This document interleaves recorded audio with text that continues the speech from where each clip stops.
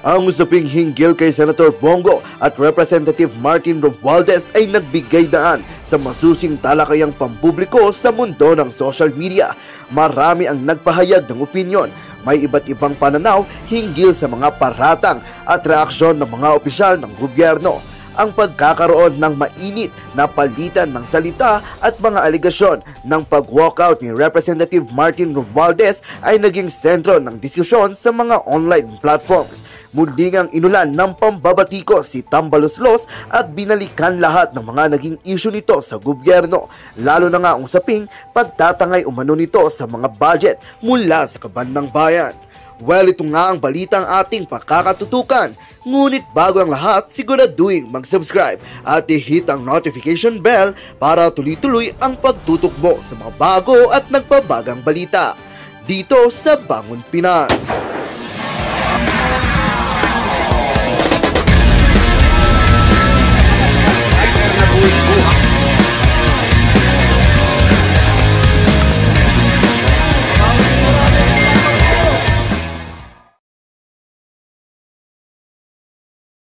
Beses lang sila kakampanya, tag 5 taon. Anak ng Petrang Garapata. Sa bagay, sayang nga naman yung campaign funds. Kaya gawin na lang ng 2 term, tag 5 taon. Ibang klase po. Ibang klase pong mag-isip, no? Ano pa lang, pagbubukas pa lang ng usapin, kaugnay dito sa charter change, term extension, yung gagawing 2 taon ang presidente, hindi naman tayo against doon eh. Kasi noong panahon ni Tatay Digong, bitin na bitin po tayo doon sa 6 na taon na panunungkulan niya. Pero kung ang administrasyon, kung ang pangulo kagaya ng kasalukuyan, pwede po bang gawin na lang natin na 3 taon? No? Kasi ibang klase na po 'to, ibang klase na po 'to. Nagtanong lang kaugnay doon sa travel fund nitong si Tambalolong, ha? Nagpatawag ng hearing. At ang Malacanang, wala pong sinabi ni isang salita kaugnay dyan sa mga galaw ng House of Representatives. Ibig sabihin, meron pong basbas at gusto rin ng Malacanang ang ginagawa ng mga congressman na yan. Yan po yun mga kababayan. Anong gusto nitong Senator Christopher Bongo? Na dapat ang mamamayang Pilipino at hindi mga politiko ang makikinabang sa isinusulong na tiyatsa. Yan. Yan po ang number 1 po nating panawagan niya. Kaya, pagka yung charter change na yan, sila lang nag-usap, yung mga congressman na yan, hindi isinali yung mga Pilipinong mga kababayan natin na talagang dapat kasali sila dyan sa usapin na yan. Pasensyahan na lang po tayo.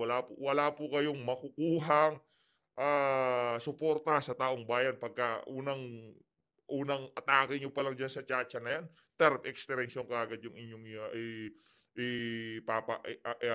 gagawin. Malaking problema po yan mga kababayan. Marami na nagtangka na charter change panahon pa ni Gloria Macapagal-Arroyo. Hindi po hindi po nagtagumpay. Dahil yung ating mga kababayan sobrang sukang-suka na sa mga ginagawa nitong mga politiko na to. Kagad nilang iniisip yung kanilang mga personal na interest, yung kanilang yung mga gagawin nila dyan sa tiyatsa na yan, puro self-serving, ika nga. Yung sambayan ng Pilipino, nasa huli, pero yung interest nitong mga politiko na to, yun ang nauuna. Ngayon mga kababayan, pag-usapan naman po natin, itong bawal ang ginawa ng Kamara sa pagdagdag ng 450 billion, ha? Billion po pala, kung milyon yung nasabi ko kanina, billion sa GAA. Pakinggan po natin itong Senator Coco. Wait lang. Ito na po, ito na. Wait lang. Ayan.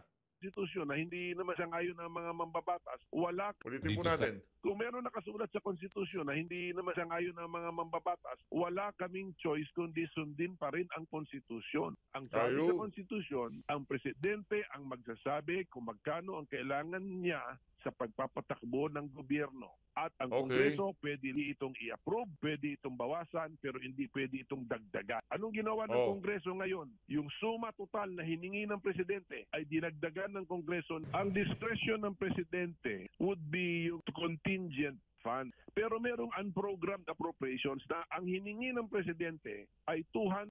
Ibang klase po, no? Ibang klase po ang ating House of Representatives. Hindi lang nila binigay yung pangangailangan ng Office of the President. Dinagdagan pa po nila ng 450 million. Di sa ating galing yan. Galing yan kay Senator Coco Pimentel. Oh, ano na pong nangyayari sa ating pamahalaan? Ganito na po ba? Yan po ba ang unity? Unity para saan? Unity dyan sa House of Representatives. Wala nang oposisyon, lahat na lang gustong gawin ng kung sino man ang pinakamataas sa kanila, pwede. Dinagdagan ng 450 billion. Billion po pinag-uusapan dito. Para saan? Tapos nag-iisip tayo kung paano pagagandahin ang ating armed forces. Yung pensyon ng ating men in uniform. Meron pala tayong ganyang kalaking kayang idagdag sa pondo ng ibang mga ahensya ng pamahalaan. Parang meron po ata tayong problema dito. 181 billion pesos. Ano ang binigay ng Kongreso? 730 billion pesos. So, tinaasan ng Kongreso yung hiningi ng Presidente. Ang issue ko ay hindi dahil sa lump sum ito. Ang issue ko ay tinaasan ng Kongreso by 450 billion pesos yung hiningi ng Presidente. Bawal yun. Nasa konstitusyon. Bawal daw po yun. Nasa konstitusyon yun. Dapat siyempre gawin nila yan, Senator Coco. Kailangan magpasipsip sila. Inihingi lang ng Presidente 5, ibibigay 10. Ganon. Ganon po katindi ngayon dyan sa House of Representatives. Di galing sa atin yan. Galing kay Senator Coco Pimentel yan. Kailangan talagang isangguni sa Supreme Court para mapag-usapan yung issue na yan. Kasi napakalaking pera po ng 450 billion na yan. Di biro yan. Yun ngang 150 million plus na confidential fund ni Vice President Sara Duterte. In-SS ng in-SS yan eh. Talagang pinasama po nila yan sa mainstream media, sa social media. Dinurog-durog si VP Sara. Tapos, nanghihingi lang ng 5. Halimbawa, nanghihingi lang ng 5 piso itong si President Bongbong Marcos. Binigyan na itong Kongreso 10 piso. Hindi pala po pwede yun sa ating konstitusyon. Dinagdagan ng 450 billion pesos. Mali po yun. Eto, dumako na po tayo. Yarin lamang na pag-usapan na natin yung na yan. Yung House of Representatives. Ano po ba? Ang mga posibleng dahilan kung bakit tinanggal ang FB page at iniisa-isa ang mga kritiko, yung mga kritikal na mga vlogger dito sa administrasyon ni President Bongbong Marcos. Na una na dyan, itong si Madam Maharlika. Tinanggal po yung kanyang page sa kadahilan ng copyright infringement daw. Infringement daw. Natanggal na yung kay Ma'am Maharlika. Ang tagal na po noon. Panahon pa ni Panot. Nandun na yung page na yun. Nasa 1 milyon yung followers. Diba? Tinanggal po. Sinunod yung kay Sir Banat. Wala na rin po yung kay Sir Banat ngayon. Yung sa FB page niya, wala na rin po. Again, Ma'am Sas, kung gusto nyo po ng FB page, temporary, pwede ko po kayong ipahiram. Pwede nyo pong gamitin yung isang Facebook page natin at gamitin nyo as your own. Lahat ng mag-donation, everything, lahat po sa inyo, Ma'am Sas. Kung gusto nyo lang, kung gusto nyo lang, at monetize po yun, no? Naka-monetize yun. Kung gusto nyo lang po, pwede ko pong ipahiram sa inyo yun, Ma'am Sas. At yun na nga. At isinunod po ngayon itong si Ma'am Sas. Tinanggal po. Ano po ba ang ginawa nitong si Ma'am Sas sa mga nakalipas na panahon? Ano po ba yung tinutukan niyang issue sa mga nakalipas na linggo? At isa po to sa nakikita natin dahilan kung bakit talaga tinanggal yung page niya. Kasi masakit po itong usapin na to eh. At hindi lang po isang individual ang natatamaan dito. Kundi maraming mga tao ang natamaan dito. Yung liquidation by certification. Marami pong natamaan dyan sa issue na yan, mga kababayan. Yung liquidation by certification na yan. Marami pong natatamaan dyan sa issue na yan. Sinusubukan pong patahimikin itong si Ma'am Sas Rogando Sasot. kaugnay dyan sa liquidation by certification. Malamang hindi dahil sa pulboronic video yung issue na yan. Wala yung pulboronic video na yan. Wala pa nga katibayan kung may kahit isang screenshot lang o isang screenshot lang ng pulboronic video, then baka maniwala tayo. Pero habang wala po tayong nakikita, parang malabo pa po yun sa sabaw ng pusit. Ang nakikita po natin dito, yung liquidation by certification ng MOOE ng mga congressman. Yan po yung meron din yung sinabi ni Ma'am Joey kaugnay doon kay TP. Pero ito talaga ang nakikita natin kasi napakatindi po ng krusada nitong si Ma'am Sas Rugando Sasot pagdating diyan sa liquidation by certification na yan. Kasi sa kahaba-haba po ng panahon, yan po pala ang kalakaran diyan sa House of Representatives, no? Ano lang po, pirma lang ni congressman, wala na pong maraming usapan. Ganun lang po. Pagka kumuha sila ng pondo, idineklara na yung pondo na yan ginamit dito sa particular na proyekto na to. Wala na pong resibo. Wala po, hindi po uso sa atin yun. Wala pong resibo. Liquidation by certification. Isi-certifika lang ni congressman na itong pondo na to ginamit ko dito sa ganitong proyekto. Ganun po ang kalakaran dyan sa House of Representatives. Sa tingin natin, kung tayo tatanong, isa po yun sa pinakamatinding dahilan kaya nila linigwak yung Facebook page na yan, nitong si Ma'am Sas Rugando Sasot. Wala na po. Ang alam natin, suspended siya ng 180 days. Yun po yung pagkakaintindi natin dun sa live ni Ma'am Sas kanina. Ngayon naman mga kababayan, babahagi ko po sa inyo, ito ang pagkakamali ng mga dilawan. Ito nitong mga tamba trolls at mga hinar ng administrasyon na to para ipagtanggol sila. Ito ang wala kayo. Ito ang wala kayo. Pakinggan nyo to. And yan ang advantage ng Facebook. Kasi diyan talaga may essay writing contest. Correct. At pwede ka diyang mag-live ng walang humpay, ng mahabang explanation, etc. And pati sa YouTube, mahabang explanation, and etc. And mayroon kang interaction sa mga tao na magtatanong, magaganyan, mag-respond ka. In a way, TikTok would be there. Pero ang problema, ang nakikita ko kasi kahinaan ng TikTok live is hindi mo kasi siya nababalikan eh. Correct. Yung live ng TikTok. No? Yes. Yung YouTube kasi hindi mo siya nababalikan. Yung YouTube kasi nababalikan mo, and then nababalikan mo din yung Facebook in a way. Pero yung YouTube talaga nababalikan mo. Grabe sa katagal-tagal po ng panahon, no? 2016 pa lang sinusubaybayan na natin yung na yun, yung Sas Rugando Sasot Facebook page, tapos ngayon biglang tinanggal, no? Ibang klase. Ang ano kasi sa Facebook, the advantage of Facebook is if you watch a live, ako nag-watch ako ng live and I have 1,000 friends. Those 1,000 friends will be notified na I'm watching this live. And then kaya nagkakaroon siya ng re-engagement, ganyan, etc. That's the thing. And of course, pag maganda yung content mo, there are bloggers who are good in nire-recontent yung content. Ayun. And that is the part kailangan mong ma-achieve. Nire-recontent yung content mo noong mga independent na to. Kasi itong mga independent na nagre-recontent, they are already earning a lot from recontenting. They don't need to saktuhan lang po. approach politician or whatever. Kaya nga yun yung hindi nila kita sa ecosystem. Kaya nga if you just have Correct. good analysis.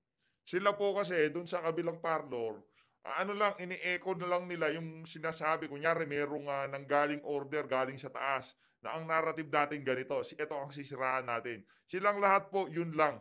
Yun lang ang kanilang ilalabas. Itong mga bayaran na to.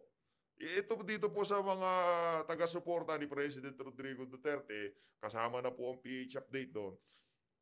Lahat po ng mga content creator, kagaya nila Ma'am Sas, nila Ma'am Joey, nagpapaalam po tayo sa mga yan para gawan ng reaction video yung mga video nila. At doon sa pag-react natin, talagang nahihimay natin at meron na-emphasize natin yung mga punto de vista nila na talagang gusto nating idiin at ipaintindi sa ating mga viewers, kagaya dito sa PH Update. Lagi po natin dito sa PH Update, minsan 3 minutes lang yung clip, talagang hihimayin po natin ng matindihan, no? Para mas mapaliwanag sa ating mga kababayan kung ano gusto maparating na itong mga malulupit na vlogger na to. Rest assured that you will be recontented Yun dapat ang ma-achieve mo. Nire-recontent ka ba? Correct. Oo, kaya nagre-content sa amin. Ang yaman-yaman na nila. Mas mayaman pa sila sa amin. Mas yaman pa nila sa amin.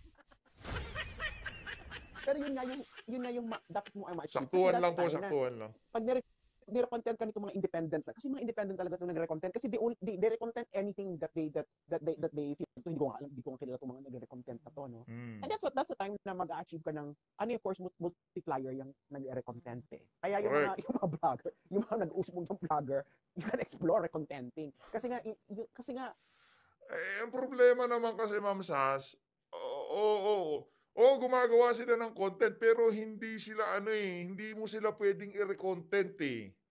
Meron din kasing mga content na reasonable yung mga sinasabi ng mga speaker pero pagka siyaw-siyaw yung mga sinasabi noong gumawa ng content, wala rin po. Pagka kumbaga hindi siya kahit na paano mo siya tignan, mali yung mga sinasabi kaya pagka rin ng content mo, magmumukha ka lang tanga. Ang hirap po nun mga kababayan, sa totoo lang. Sinubukan na natin yun, no? Sinubukan natin ipagtanggol yung isang politiko. Magmumukha lang po kayong tanga sigurado. Huwag nyo na subukan. Pagka mali, mali. Yun, tapos yun. Pagka tama, tama. Tanong, tama ba yung liquidation by certification? Bakit napakatindi ng traction yun sa ating mga kababayan? Kasi mali yun. Naiintindihan ng mga viewer na mali yung liquidation by certification. Bakit maraming nagre-react? Bakit maraming sa mga viewer hindi talaga nila gusto yung liquidation by certification? Kasi mali yun. Nagre-react sila at nag-a-agree sila dito sa mga nagsasalita na mali yung liquidation by certification. Kasi mali.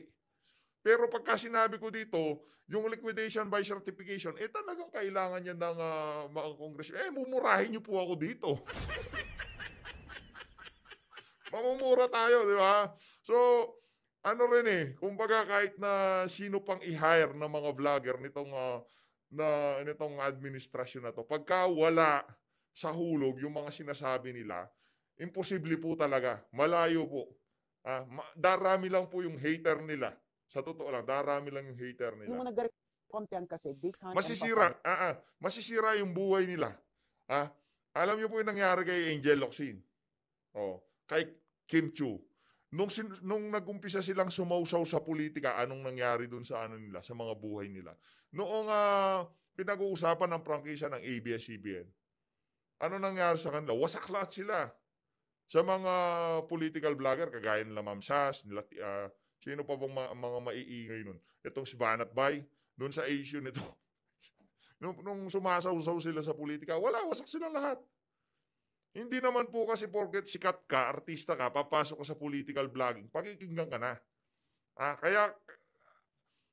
Kaya ka pinapanood dahil magaling kang umarte. Kaya ka pinapanood sa pagiging artista mo kasi maganda ka. Pero dito po sa political vlogging, hindi po sapat yung ganda at paggaling sa pag-arte. So, totoo lang, hindi po sapat. Hindi po sapat yun. Magiging ka lang po rito. Mangangamuti po kayo, mahirap. Sa totoo lang. Kasi ito naman yung live natin, Joey. This is very spontaneous.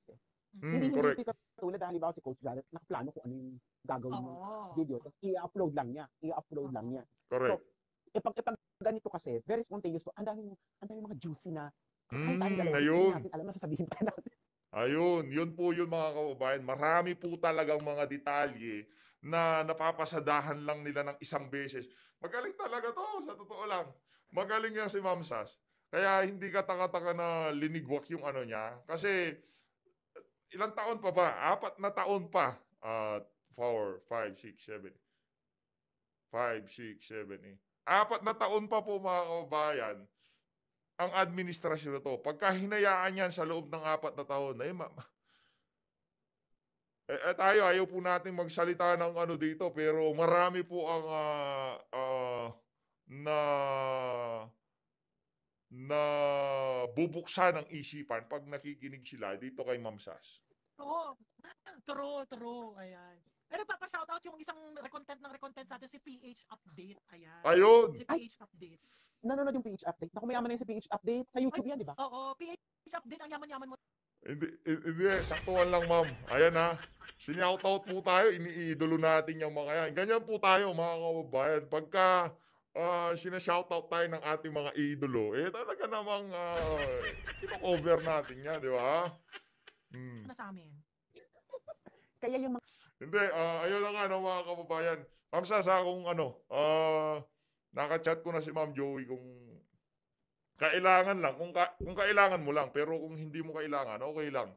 Susuportahan ka lang namin dito at susubukan naming ibahagi yung mga content, no? At mas marami pang makapanood dito sa FB at sa Facebook. Maraming salamat po mga kababayan.